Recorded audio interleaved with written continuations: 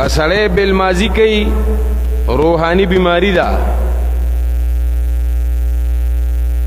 کا سړی روزه نه نیسي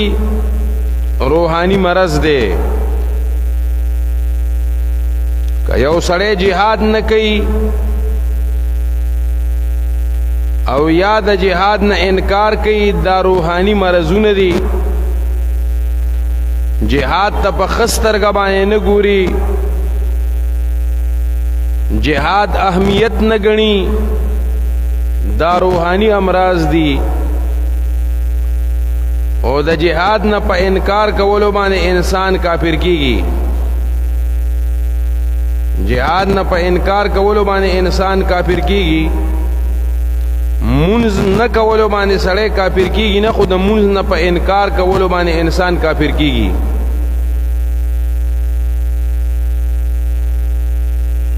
حج نه کولو باندې سړی